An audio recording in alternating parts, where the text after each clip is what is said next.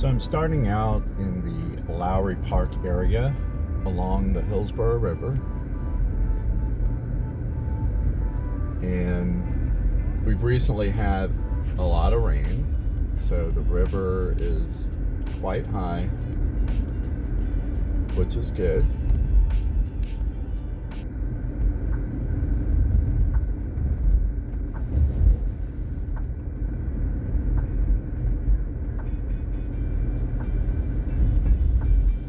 So this area is pretty decent here on River Shore Drive. But we're approaching Purity Springs on the left. And unfortunately, the city, which, there is something called Purity Springs Park, the city really needs to get in there and clean it up and improve the facilities. There's a lot of trash that gets left behind there, and anyhow, it could be a really great park. I mean, it's an actual spring, freshwater spring, and those are they're like hidden gems, or they're very special in Florida, in my opinion. A lot of times they're destinations. Of course, Purity Springs is tiny, but around the state, you have the big springs, and people flock to these springs to relax, to cool off, to get their inner tubes out. It's just beautiful, crystal clear water. But anyway, so hopefully they'll clean that up and just put in some better infrastructure. So I turned on Bird Street here, and I'm still running along the river on the north side. So I just want to go further into the Sulphur Springs neighborhood, and specifically a road called Mulberry, because I've more recently taken a drive on that street, and it's interesting. It's kind of I guess impoverished kind of area, or maybe a little bit run down, but yeah, it's just interesting.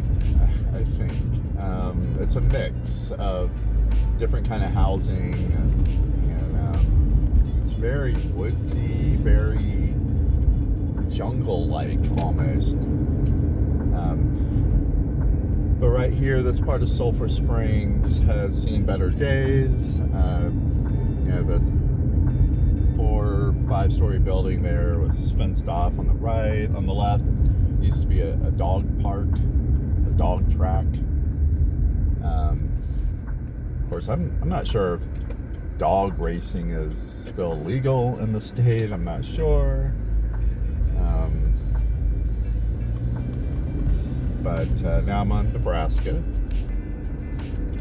and I'm going to take a left here.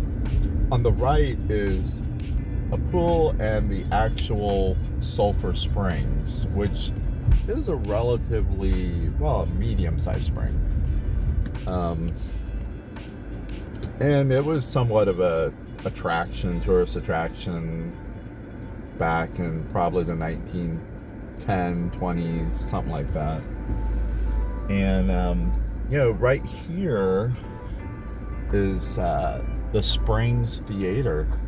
Sulphur Springs at one time was a big deal, apparently, for this community. I know that the streetcar came all the way out here to Sulphur Springs, and so this was like the furthest suburbs of the city.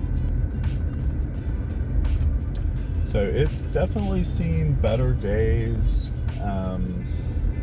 But here we are on River Cove Street, and the river is immediately to the right here, and it meanders back and forth, and you know,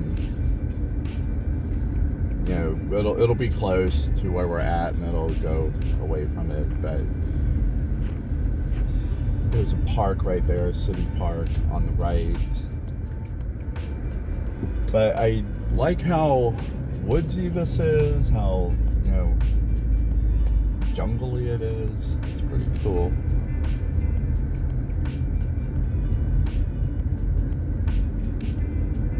And hey, there's a new home being built on the left.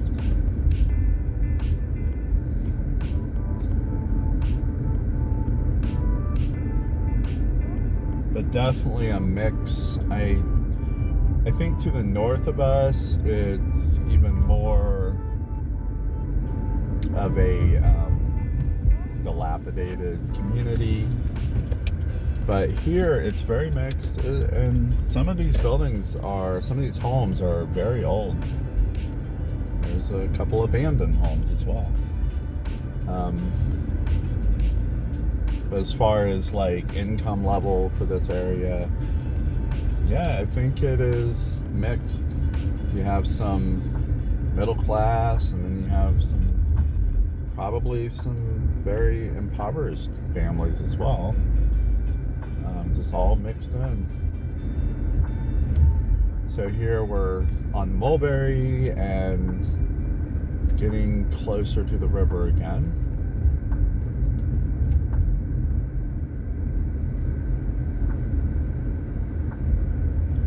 So Mulberry Drive is what it is.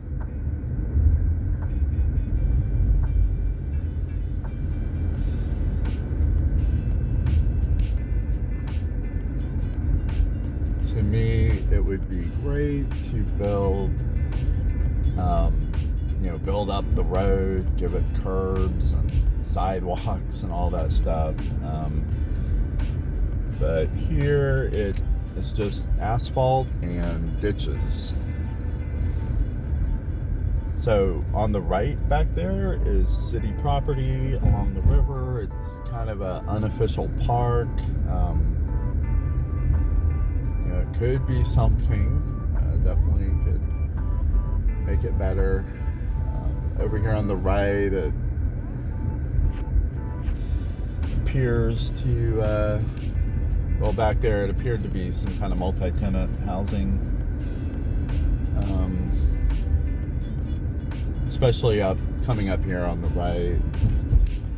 And, multi-tenant housing can be good, but unfortunately, if the actual landowners don't take care of the property and don't require that the tenants take care of the property, then it kind of goes downhill, and of course can bring the whole neighborhood down with it. So it all depends. Here's River Cove Park, another pretty much undeveloped park that could be something special.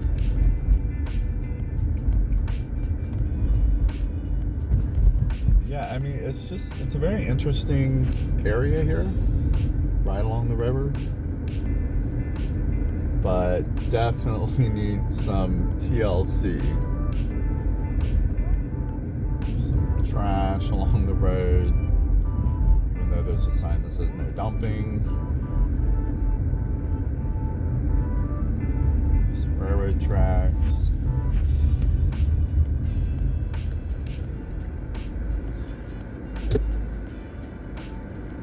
So here's Rowlett Park Drive. And I'm going to make a right turn here and cross over the Hillsborough River.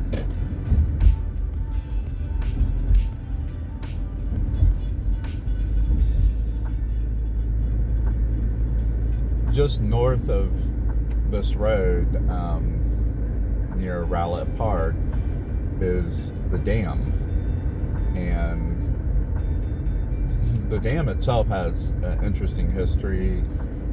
Because way back in the early 1900s, there was a dam that was built, and I think it was cattle ranchers blew it up because it was flooding their territory or something like that. But eventually they made some settlement and were able to keep it in place. Because if I'm not mistaken, there was some major flood that happened in Tampa, and so it's part of the flood control. And also at some point, I think probably in the 70s or something, they built a system of flood control canals called the Tampa Bypass Canal. And I have relatives that live in Dayton, Ohio, and Dayton, Ohio also had flooding problems, and a major flood that occurred. It's horrible. But for them, they just channelized the river completely, which looks terrible, in my opinion. There's no trees along the river. It just looks like a canal through the city. So I like how Tampa did it. They actually built a bypass canal and largely kept everything natural.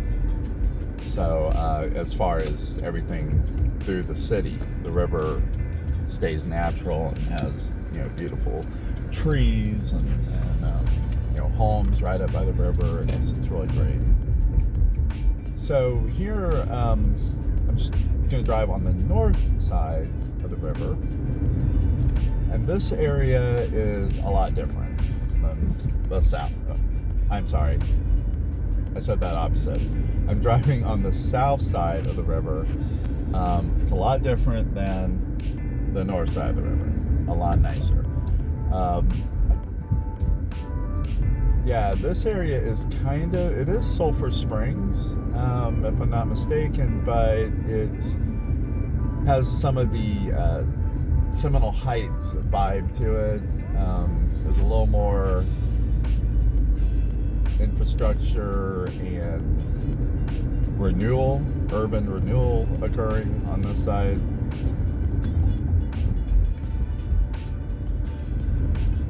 So you'll see the difference.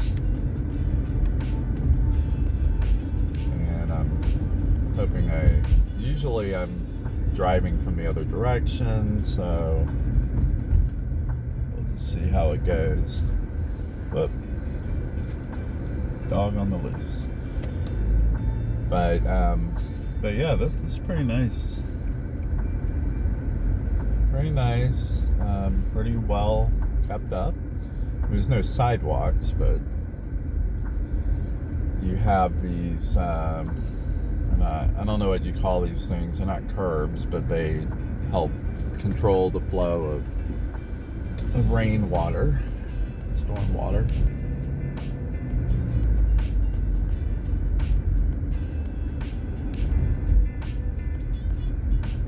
And the south side, whoops, okay, so like I said, I'm normally driving from the other direction, but yeah, this south side of the river is pretty nice as far as how it's kept up, clean. The residents seem to take care of it. I mean, that is key. You have to have residents and tenants. You have to have people taking care of their property. That's huge. That makes all the difference. I know there's an affordability factor there. Some people can't afford to take care of their properties as much, but I don't know. There's a little creek there. That was cool. On the left, little waterfall. on Park Circle here. But yeah, this is great. It's slightly hilly.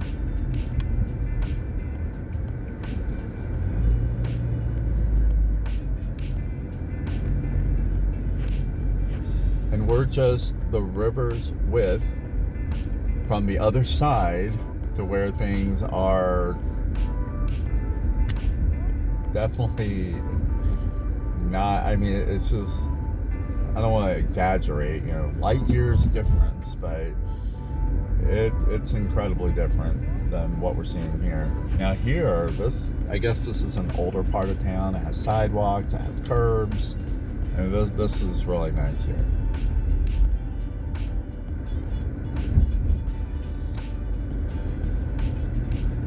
So at this point, we are east of Nebraska, and we are north of Sly Avenue.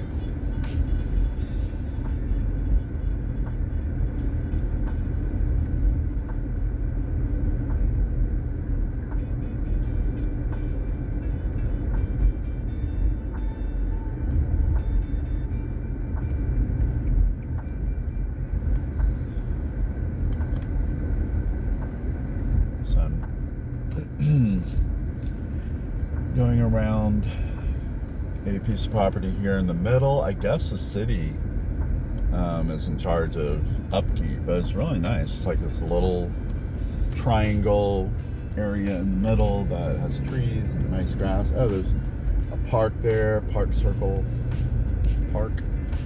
And so let's see, here's 12th Street.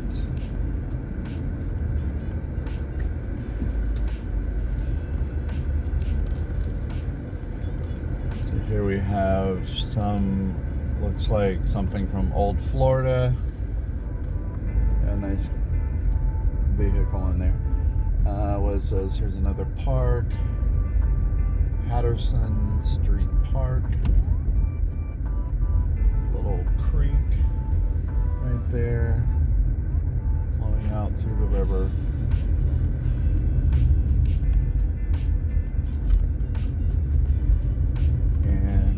We are approaching Nebraska Avenue.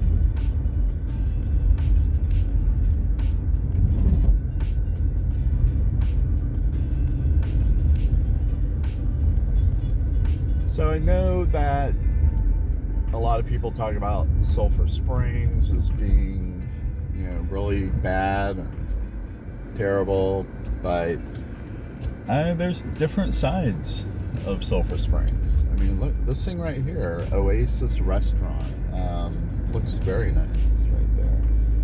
But, you know, it just takes owners that can afford to just cut the grass and do some basic things. Try to, you know, paint their house, fix broken windows, you know, just basic stuff like that. And doing those things makes a huge difference.